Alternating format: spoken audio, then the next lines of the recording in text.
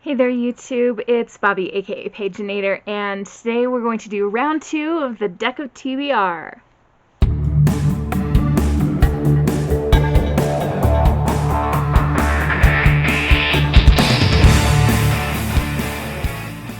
So before I draw my prompts for the month of August, I do want to recap what I read in my first round.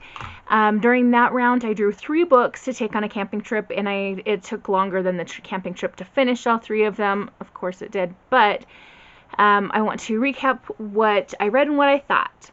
So in those 3 books, I drew a card that said read a book with pink on the cover, and for that I picked The Story That Cannot Be Told by J. Casper Kramer. And this book was really, really wonderful. It's more of, I would say, middle grade / YA, because it could go kind of middle grade-ish, I guess. But I gave this book 4 stars. It's very much about storytelling. It's set in Romania, and it is events that lead up to a revolution. This young girl is sent to live with her grandparents when her parents feel like their lives are in danger and they're being tracked by the government. And she collects stories, and one day she hears a story and starts to tell her grandfather about it, and he says, no, you can't ever tell that story.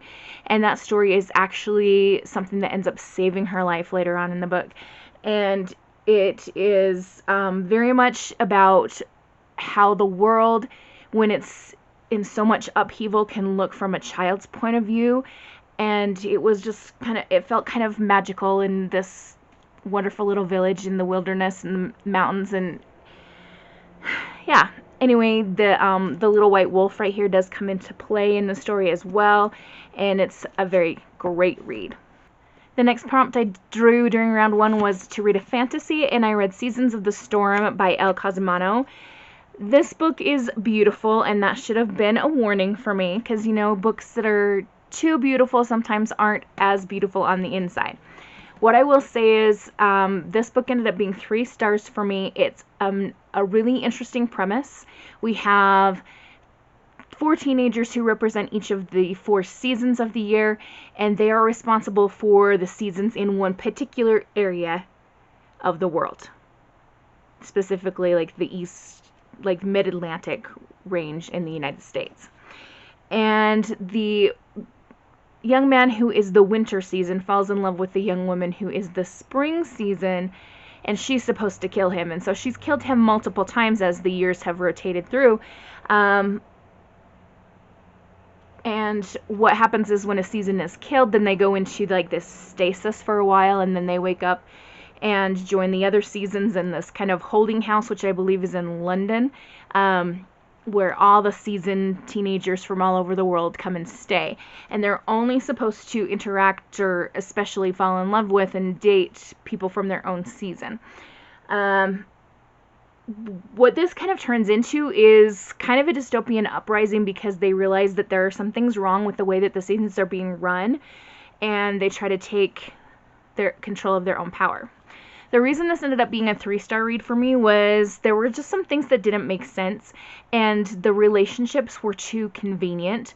Like, we have 4 kids in one area, right? And they pair off 2 by 2. They happen to fall in love with that person. Like, it doesn't make sense when they have, you know, their time off during their season spent with all these people from around the world, that they would conveniently pair up with the 2 people that happen to be from their area of the world. Does that make sense? And in addition, there's another couple that's also coming out of that, because each season has a helper, and 2 of the helpers fall for each other, and it just so happens that it's spring and winter and spring are there was a little bit too much convenient relationship for me. And it doesn't seem like that works out in real life. It would have been like if in Friends, if they had all married each other, which just didn't work. Phoebe and Joey, no.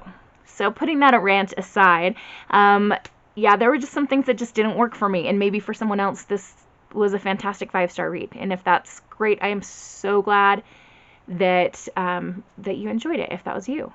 And let me just say that as I express opinions about books, they are my opinions, and everybody has their own opinions, and it's totally fine to disagree with someone. Apparently that's not cool in the world, to disagree without being a total jerk about it, because some people can't handle that.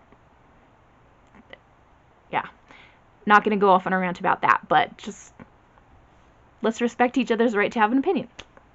All right, the third prompt that I picked for that last one was an award-winning book, and I chose The Name of the Wind by Patrick Rothfuss. You can see that it's full of little tabbies and stuff. In my round one video, I talked about how I had started this book and then kind of quit. And what I have learned from other people who also have read this book is that it is a little bit slow-moving for some people at the beginning. And so my advice is, if you haven't read this but want to, get to like chapter 7, and then you'll just be cruising. As soon as Quoth starts to tell his story, it's on, and it's really, really interesting. This is about a young man named Quoth who is a legendary fighter. He killed a king at a young age, so he's known as the King Killer. He's known as Quoth the Bloodless because one time he got whipped and no blood came out. Like, he is legendary, but he's kind of incognito at an inn, but just playing innkeeper, having a low-key life, and the storyteller comes along and recognizes him and says, I want to tell your story. Please sit down with me. And so this book, the first book in the series, is the first day of him telling his story, and it is amazing.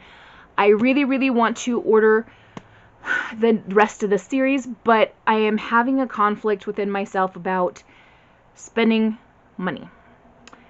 And I have like shelves of books that I haven't read yet, and I really need to do better about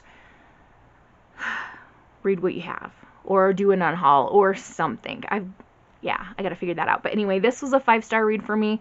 All these tabbies that I marked in here are passages that I either just really loved the writing, or that gave me some kind of click, like, oh, moment, like, oh my gosh, that makes sense. So I want to keep them in there for when I continue the series, and I can refer back to these things and help myself remember what happened. So there's your round one wrap up.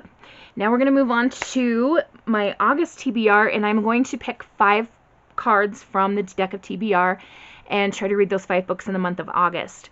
We also have The Last of Our Newts going on in the month of August. Oh, makes me sad. So I'm hoping that these will fit in with some of the prompts from the readathon that I want to do. If not, it's okay. Yeah. Anyway, we're going to pick 5 books, and I guess we should just get started. So I've got my deck here. I've set aside the cards that I have already read from last month. I'll probably cycle them back in at some point, but for round 2 of this whole deal, we're not going to put them freshly back in there. So the first card we have is, what is it? Read a book set in a place where you'd love to go, real or fictional. All right. Give me a minute. I'll be right back. Okay, so for this one, I'm going to choose Dangerous Alliance by Jennifer Cohen. Or not Jennifer, Janique Cohen. And this is set in England from all apparent clues. And I, of course, would love to go to England as a diehard Shakespeare / Jane Austen superfan. So that will be my pick for this one. Number 2. What have we got? Read a book with a bird on the cover. Okay, so for this one, I'm going to pick Crown of Feathers by Nikki Palpretto. This is about phoenixes and phoenix riders, and I've had this book for ages, and it's got these lovely purple pages, and I haven't read it, so I want to sit down and read it.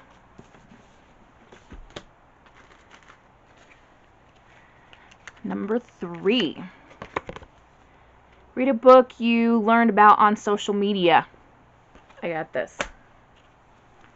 Alright, so I'm going to be picking House of Dragons by Jessica Cluess.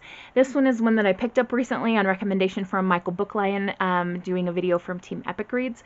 And it just seemed utterly fantastic, and I've been wanting to read it anyway because of some writing I've been doing involving dragons, so that'll be my pick for something I learned about on social media.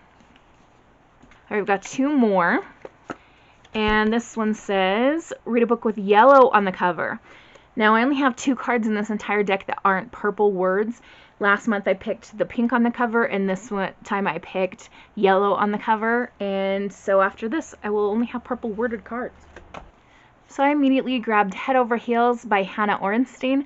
This was my book of the month for the month of July, and I haven't read it yet, and I'm super excited to read it. It's about a female athlete, a gymnast, and I just haven't read about a female athlete in a while, so I think that's going to be fun. Little side note on Book of the Month. They're so much fun. Have you guys tried Book of the Month? I've got a link in my description space down below. You get to pick what book you want. They have like a selection of 5 different books every month, and if you aren't feeling the one that is there, you can pick from some of their other choices, or you can skip that month and it saves you a credit to use next month to get another book, and it's always free shipping. It is freaking awesome. I'm not a rep for them. I just like to share good ideas when I have them. Okay, this is our last one, number 5, and it says, read a book with gold, silver, or bronze in the title or on the cover. Okay, let's see what I can find. Okay, so for this one, I'm going to pick Spinning Silver by Naomi Novik. I read Uprooted by her, and it was pretty good. I didn't love it, but I've heard a lot of people saying that this one is much better and that they loved it a lot in comparison to Uprooted, and it's just been sitting around waiting for me to read it. So here we go. Alright, so that's it for round 2 of my deck of TBR, and we'll see how this goes. I hope you guys all have a really awesome reading month in the month of August, and that you have a wonderful and bookish day. Happy reading! Adios!